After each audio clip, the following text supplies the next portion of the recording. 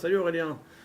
Dis-moi, est-ce que tu peux te présenter s'il te plaît? Nicolas Lamblin, ma nouvelle identité, en tout cas au temps de vivre, c'est libraire du temps de vivre. Je suis originaire de Paris, j'ai eu la chance, après avoir été un client du temps de vivre, donc le café-librairie Le Temps de Vivre, Claire, qui est la personne qui a lancé cette initiative et ce beau projet, m'a proposé de travailler avec elle, et donc je travaille depuis 2 ans maintenant au sein de cette structure, ce n'est pas une association, comme je dis souvent, c'est une activité commerciale, mais c'est aussi une plateforme d'initiative et puis un lieu de vie et de convivialité pour les habitants et ceux qui veulent s'y investir. J'ai fait des études d'histoire, j'ai enseigné l'histoire et j'étais comme métier principalement cadre éducatif, directeur d'internat dans une grosse maison parisienne.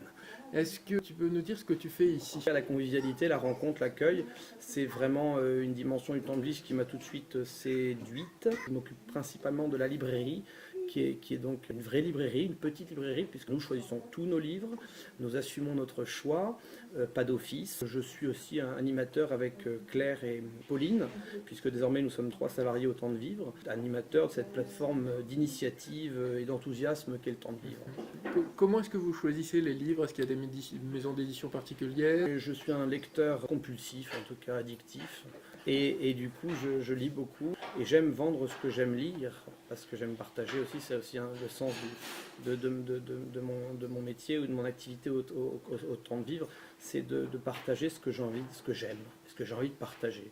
Alors, ça n'empêche pas de répondre aussi à une demande qui peut être formulée par les clients, usagers et lecteurs du temps de vivre, mais c'est vrai qu'il y a un choix qui est parfaitement assumé, qui est parfaitement délibéré. Donc voilà, le choix est un petit peu aussi à l'image, enfin ce qu'on trouve au temps de vivre est quand même pas mal à l'image de ce que je suis. On trouve beaucoup d'auteurs que j'aime et c'est ça le plaisir de la vente, c'est aussi de vendre et pour assurer derrière des charges et des revenus qui doivent être assurés, mais c'est de partager des émotions qui passe par la lecture, qui passe par voilà, la rencontre au long cours. Et je trouve que c'est une bonne base de rencontre, le livre, le texte en tout cas. Il y a des animations de temps en temps qui se passent ici. Est-ce que tu peux nous en dire un peu plus? Il y a plein d'animations. Donc en ce moment, c'est vrai qu'on est en phase de travaux, donc d'agrandissement du temps de vivre. Donc c'est un espace qui sera encore plus accueillant et encore plus facile à utiliser ou à faire bouger, mais on garde quand même en cette période de travaux intensifs et assez lourds, on garde quand même un fil conducteur dans les animations. Nous proposons une programmation à 3 mois avec un thème par mois. Bon, le thème, l'été va arriver, on va aussi peut-être faire un thème pour 3 mois.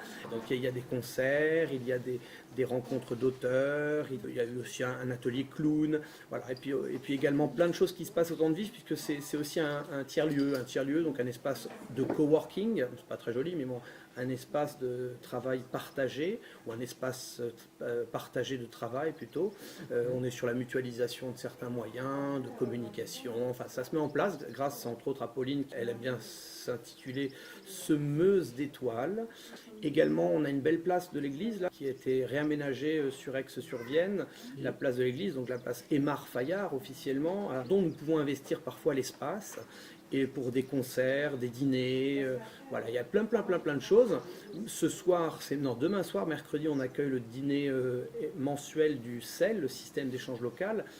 Donc tous les premiers mercredis du mois, viennent ceux qui veulent se renseigner, qui appartiennent à l'association du CEL, enfin l'antenne d'Aix-sur-Vienne, du CEL de la Haute-Vienne, on va dire en quelque sorte.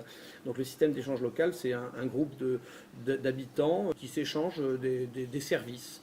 Donc il y a cette histoire de gratuité, enfin en tout cas d'échange, pas de gratuité, d'échange, et l'échange qui n'est pas forcément dans la réciprocité, puisque c'est l'échange mutualisé en quelque sorte. Qu'est-ce qui te rend heureux aujourd'hui? Il y a plein de choses, mais une chose pour laquelle je me réveille toujours avec une pleine conscience du matin, je suis heureux de vivre, déjà, tout simplement. heureux de prendre le temps de vivre, le temps de lire, et donc aussi de partager des émotions. J'insiste beaucoup là-dessus parce que bon, je suis un garçon assez sensible, hein, malgré tout, et je trouve que la lecture, l'écriture, alors je n'écris pas, même si j'en ai quelques velléités, enfin, voilà, mais je trouve que la lecture est un vecteur d'émotion et pas forcément de sensibilité. Sur émotion et sensibilité, pas de sensiblerie, mais je trouve que c'est là aussi que peut se jouer le partage. Donc ce qui me rend heureux, c'est de rencontrer des personnes dont j'ignore tout et qui m'échapperont de toute façon toujours par quelque aspect que ce soit. Mais voilà, c'est la rencontre, c'est la spontanéité, c'est le temps présent, mais aussi voilà, la conscience, la pleine conscience de la vie plénière du temps présent. Qu'est-ce qui te rend moins heureux? Eh ben, c'est la routine. La routine, c'est les choses qu'il faut organiser, que j'ai du mal à organiser. Les contrariétés, mais je pense beaucoup à ce qu'on peut appeler la routine. Alors, pas celle du quotidien, parce que le quotidien, c'est toujours neuf et toujours nouveau, hein, si on en a vraiment une conscience très, très, très, très fine.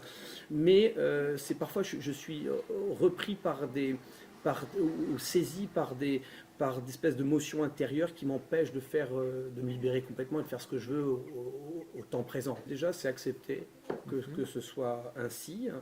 Accepter que la vie est faite de belles rencontres, accepter que la vie est aussi faite d'inertie. Il y a un mot qu'on aime bien en ce moment, c'est procrastination. Voilà, donc mais c'est déjà l'accepter dans cette conscience que ça fait partie de notre quotidien, notre identité, de notre vie tout simplement.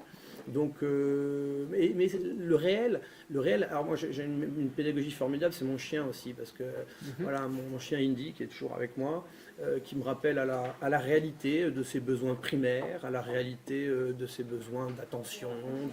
Donc voilà, c'est aussi c'est pas un médicament, mais c'est un sacré soutien.